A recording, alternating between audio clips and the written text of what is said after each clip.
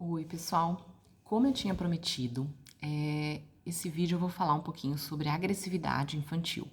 Como a gente pode lidar melhor com as crises de raiva e de agressividade das crianças. Como eu falei aqui nos stories, eu tenho enfrentado essa situação com uma certa frequência, né, nos meus filhos. Nessa idade dos 3 anos tá bem complicado, né? Porque assim, eles descobriram que eles querem as coisas e eles podem fazer as coisas, e quando a gente fala não, quando a gente priva eles de alguma coisa que eles querem muito, que eles já tinham como certo, e a gente fala, não, nesse momento não pode, assim, não vai ser possível, eles ficam extremamente agressivos, né? Principalmente está acontecendo com o Lucas, aconteceu algumas vezes com o Samuel, mas com o Lucas teve uma fase, assim, bem difícil nas últimas semanas.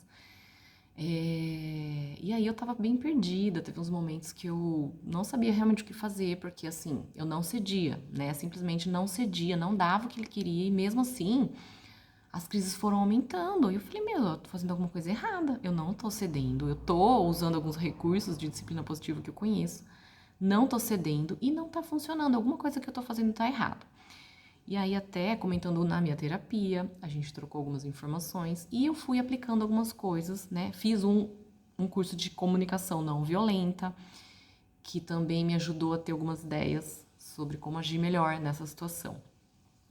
E o que eu estava percebendo, né? E a minha terapeuta me ajudou a enxergar isso. O não ceder, aliás, o ceder, quando a criança está fazendo uma birra, ele não é simplesmente você dar o que a criança quer. Você dá o que ela quer e aí ela vai potencializar essas birras.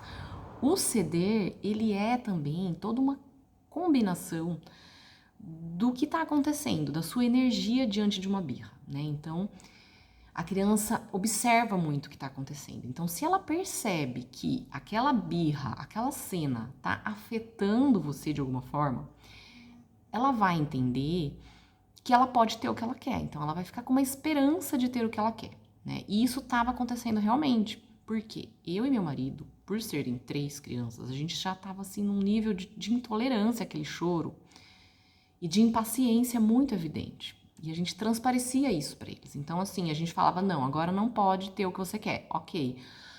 Mas a gente ficava com aquela cara, sabe? De, putz, que saco, de novo. Você não vai parar? Lucas, para com isso. Tipo, a gente não aguenta mais. Não é assim. Então a gente ficava dando a entender que eles estavam pegando no nosso ponto fraco, né? Muitas vezes eu me pegava fazendo isso, impaciente. Então você fica respirando fundo, fazendo expressões faciais de que não tá mais aguentando. Ou você fica tentando negociar com a criança. Meu marido faz muito isso, né? Do tipo, Lucas, mas eu já expliquei. Lucas, vamos tentar de outro jeito. Lucas, a mãe ficava tentando justificar, né? E nesse momento que a criança tá nervosa, ela não quer nem saber. Ela quer o objetivo dela, que é aquela coisa que você falou que não podia. Então ela tenta de todas as formas conseguir aquilo da maneira como ela consegue, que é chorando e é batendo, né? Então muitas vezes ela dava tapa, e quando ela dá tapa, eu ficava muito indignada, assim, muito levando pro lado pessoal. Como você bateu em mim? Eu não admito que você bata em mim. E aí eu, tipo, ficava tentando dar palestrinha, fazer discurso, que não pode bater, né? No momento que a criança tá nervosa. Então aquilo não tava surtindo nenhum efeito. E aí ele chorava, chorava, chorava, ficava agressivo, se batia no chão. Eu não dava o que ele queria, mesmo não dando, no dia seguinte acontecia de novo aquela cena. E estava acontecendo com uma certa frequência, com qualquer coisa, qualquer coisinha.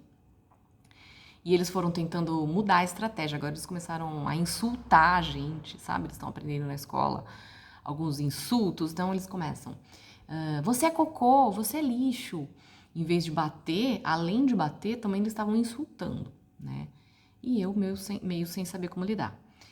E eu percebi que eu não estava conseguindo me manter neutra diante disso, né? Me manter calma realmente diante da situação, porque eu estava muito certa do meu não. Realmente, naquele momento aquilo não podia, mas eu estava impaciente com a reação dele. E eu percebi que eu precisava ignorar mais aquelas birras, né? O ignorar, ele não é simplesmente você falar assim, não tô nem aí para o que você tá falando, tipo, tchau, tô indo embora. Não é assim. É um ignorar emocionalmente falando. mostrar segurança naquilo que você está falando. Então, por exemplo, eu entendo que você está chateado, mas agora a resposta é não.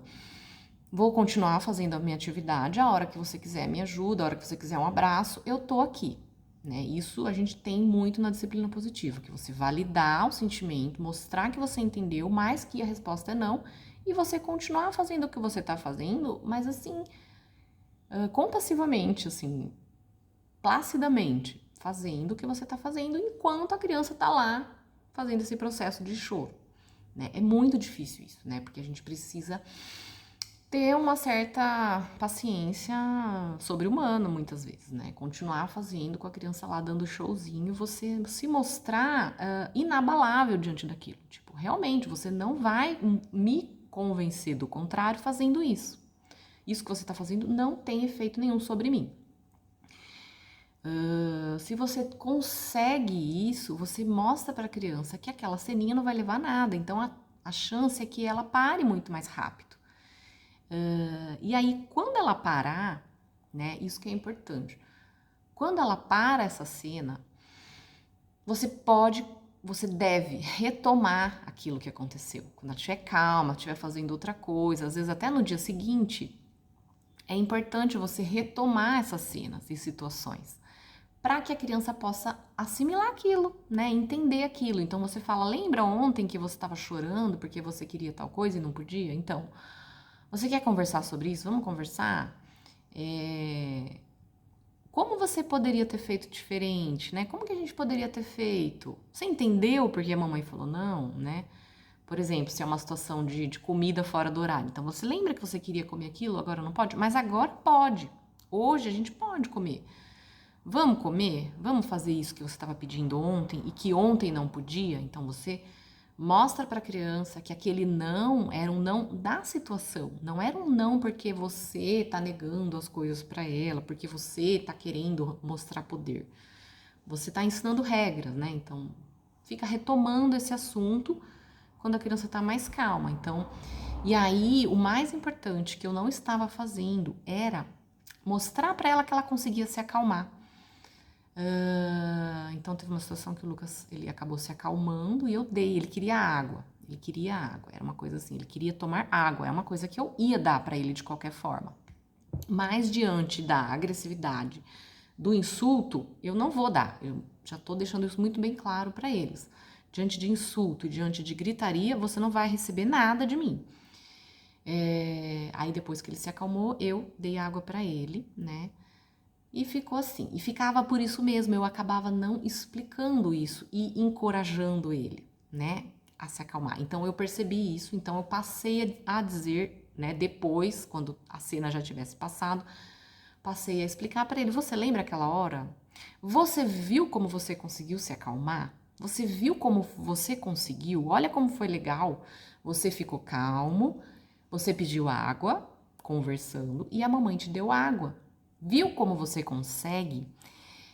Essa fala do depois, ela é muito importante, porque ela ajuda a criança a processar o que aconteceu com o cérebro racional, né? Com o cérebro atento e pensante, não com o cérebro primitivo. E ele até ficou, nessa hora que eu conversei, ele falou assim, né? Aí ele começou a bater o pé, assim, e bateu o pé. Eu até achei que ele estava começando uma birra de novo, mas não, ele estava imitando o que ele fez. Ele lembrou do que ele fez. Aí eu falei, é verdade, você fez isso. Você lembra que você fez isso porque você estava muito nervoso? E eu até perguntei para ele, você sabe o que doeu no seu corpo nesse dia? O que estava doendo no seu corpo? O que você estava sentindo? E eu falei, tá doendo? Doeu a sua barriga nessa hora? Ele falou, não, doeu aqui, doeu a cabeça. Então, olha que interessante também, a gente começar a mostrar para a criança sinais do corpo dela de quando ela tá com essa raiva, né? Porque isso, assim, é uma lição básica de educação emocional até para nós adultos, né? Perceber no nosso corpo o que dói, o que se afeta no momento de raiva, no momento de tristeza, né? Para a gente poder lidar com isso melhor. Então, você já começa a falar com isso com a criança, quando ela ainda é pequena, né? Vai ficar muito mais fácil para ela começar a processar isso das próximas vezes do que se ela for aprender isso na vida adulta só, né? Então, Isso é muito importante, a gente não pode esquecer desse ensinamento do depois, né? Não só naquele momento, tá, a criança se acalmou, eu dei o que ela quis, ok. Mas eu retomo e eu dou recursos, então eu posso explicar, tá vendo como você conseguiu? E uma outra forma de você conseguir, como poderia ter sido? Você poderia ter conseguido mais rápido se você tivesse respirado, né? Então lembra de cheirar a florzinha, soprar a velinha, você pode respirar, você pode deitar no sofá, numa almofada e ficar tentando relaxar lá na almofada, na sua almofada preferida, no seu ursinho preferido. Você então sugere recursos que a criança está acostumada e conhece, para que da próxima vez também seja uma opção para ela usar naquele momento, diante daquele momento, né? Então, isso é muito importante, a gente entender a necessidade da criança, entender o porquê daquela agressividade e não simplesmente falar que é feio aquilo, que aquilo não pode, né? Teve uma outra cena também, hoje de manhã, foi bem engraçado. Meu marido foi dar um beijo no Lucas, de despedida, e ele começou a bater no meu marido. Para, você cuspiu em mim, você cuspiu em mim. E deu um tapa no meu marido, ele ficou muito abalado, meu marido ficou muito nervoso, né? Todo mundo ficaria, eu também. E depois eu entendi, eu falei, mas por que você fez isso? O que aconteceu?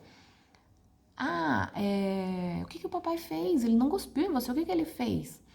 Ele foi me dar um... Aí o Nelson falou, eu fui dar um beijo nele. Eu falei, eu acho que você foi dar um beijo. E ele se incomodou. O Lucas, ele é muito de se incomodar, sabe? Com um beijo molhado, com coisas nele, assim. Ele não é muito de abraço, de carinho, né? Então eu entendi que naquela hora ele ficou incomodado, porque o meu marido deu um beijo nele e molhou, né? Ele achou ruim que molhou, só que ele não sabe falar isso. Ele simplesmente bate e fez de uma forma inadequada. Então nessa hora reconheci essa necessidade dele e disse: filho, papai quis dar um beijo em você, papai quis fazer um carinho. Você tem que falar para ele que você não gosta de beijo molhado. Explica para o papai. Ele não sabe. Então eu falei: as necessidades de todos nessa casa são importantes, né? O papai teve uma boa intenção, ele quis te dar um beijo. Não pode bater no papai por isso. E ele parece que entendeu e processou, né? Então é muito importante, diante dessas birras, a gente perceber e detectar quais são as necessidades das pessoas, quais são as necessidades dos envolvidos, né? Não só das crianças, mas dos adultos também, e tentar identificar o porquê a criança agiu daquela forma. A criança não tem recursos, não sabe como agir melhor. A gente precisa ensinar. Às vezes o óbvio precisa ser falado, né? Então, essas são as orientações que eu diria que eu estou aprendendo e estou começando a observar diante dessas birras e que parece que começa a surtir efeito, né? Você entendeu o que está acontecendo, entendeu o sentimento da criança naquele momento, entendeu o que ela quer demonstrar, validar aquilo. Eu entendi que você ficou nervoso por causa disso, eu entendi, mas não é assim que faz, né? Mas não é dessa forma. Esperar a criança se acalmar, se ela estiver muito nervosa, muito irritada, se batendo, você ignorar completamente aquilo e falar: quando você estiver mais calma, a gente conversa. Quando você quiser, eu te dou um abraço. E realmente esquecer aquilo, não ficar...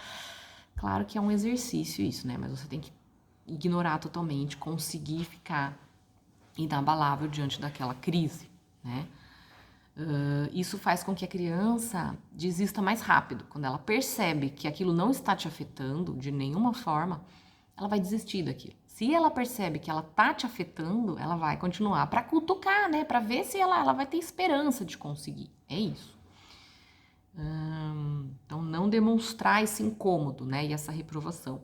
E incentivar depois, né? Encorajar, mostrando o que aconteceu, né? Falando: olha que legal, você conseguiu se acalmar, você fez uma coisa legal, você sabe, você tá no caminho certo. Da próxima vez, como que pode fazer, né? Dar outras opções. São formas da gente ensinar a criança a não ter mais esse tipo de atitude. São atitudes prejudiciais para a criança mesmo, para todos, né, envolvidos. Então, ela precisa aprender a mostrar as necessidades dela de forma adequada. Não simplesmente assim, não faz isso, não chora. porque você vai estar negando as necessidades dela, né? E não é essa a intenção. A gente quer que as necessidades dela sejam ouvidas, sejam compreendidas e atendidas na medida do possível, mas que ela saiba expressar de forma adequada, de forma que não machuque, não magoe ninguém, né? Então, essas foram as orientações que eu tenho recebido na minha terapia e que eu tenho tido aqui nos meus estudos e que eu quero compartilhar com vocês. Espero que tenha ajudado, tá? Coloca aqui no comentário se tiver qualquer coisa, qualquer outra questão, que vai ser um enorme prazer a gente poder conversar e trocar experiências quanto a isso, tá bom? Um beijão e até a próxima!